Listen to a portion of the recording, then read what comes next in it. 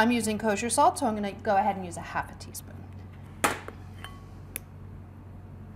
Sift. I don't know if you can see it, but there are a bunch of lumps in there. You don't want those in there, and they don't break up that well with a whisk, which is why I'm using this method today. Okey-doke. I have 1.5 sticks of room temperature butter, and to that I'm adding 1 cup of granulated sugar.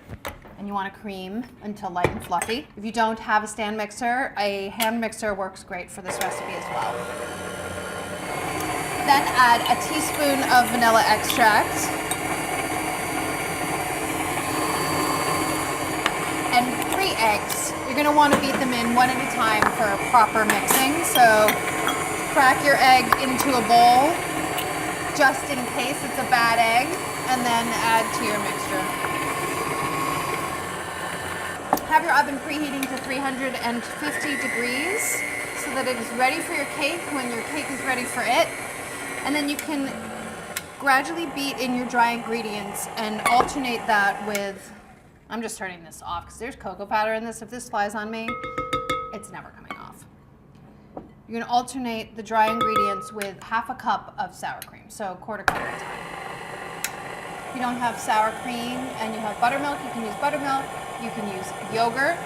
Don't use vanilla yogurt. Your cake will be too sweet.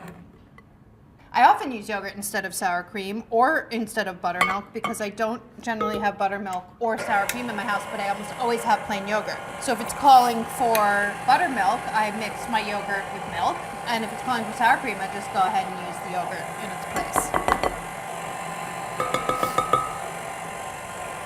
And just beat in the final flour mixture. That's it, that's the batter.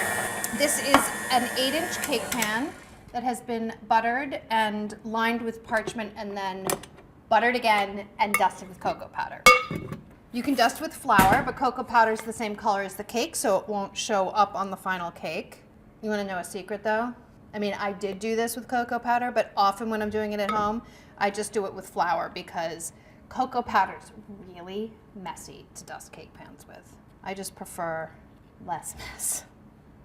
When in doubt, I go for less mess. Don't tell anyone. Give it a final stir so that you make sure everything is fully combined. I see that there's some butter on the bottom that didn't get combined, so I'm just going to stir that in by hand into the pan.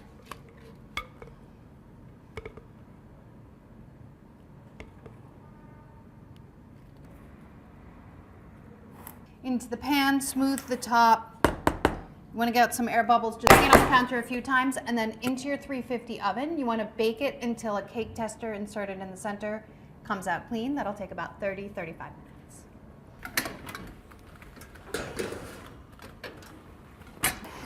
To serve your cake, yeah, you could eat it just straight up, but why not put a nice glaze on it? So I'm making a ganache glaze. This is 4 ounces of semi-sweet chocolate, and I have some cream heating. It's a half a cup of cream. That's it. That's all that's in a ganache. Bring your cream to a boil. Be careful, don't let it boil over.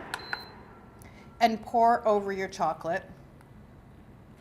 Let it sit for a minute, maybe 2 minutes. You just want to let the chocolate start softening so that when you whisk it, it will dissolve. Shouldn't take too long though. By the way, the cake has come out of the oven. You let it sit in the pan for about 10 minutes to cool, turn it out, remove the parchment paper and let it cool completely on a rack, which is what's going on right in front of me. Whisk until it's completely smooth and silky and delightful. If you really like this recipe and want more like this, click like and subscribe. Okay, the cake is on a wire rack. That'll allow the ganache to drip underneath, and if you want to, you can scoop it back up and use it again. Pour it over the top.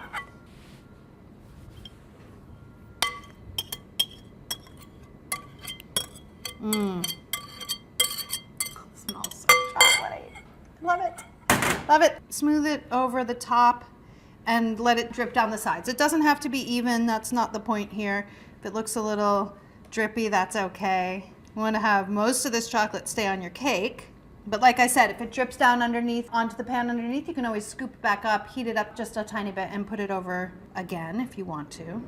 But this is a pretty thick ganache, so it's not oozing too much.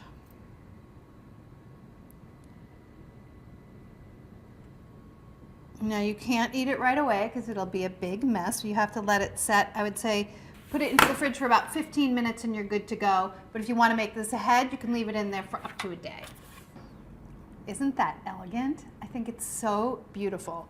And if you could smell the chocolatiness that's wafting up at me, you would be so jealous right now. I'm gonna cut myself a tiny little slice so you can see how amazing it is. Hasn't been in the fridge very long, so the glaze is still a little bit soft. You probably want to leave it in until it's completely set. It turns into sort of like a little bit matte as it sets. But I was ready to try it. Sprinkle with some chocolate shavings. Actually, you could sprinkle the whole top if you wanted to. And how about a spoon of cream on top? I always say yes to a little spoon of whipped cream because it's one of my favorite foods. And that's it, it's done. Extremely simple, and you'll see why it's one of our most popular recipes. It's dense and chocolatey and delightful. Enjoy.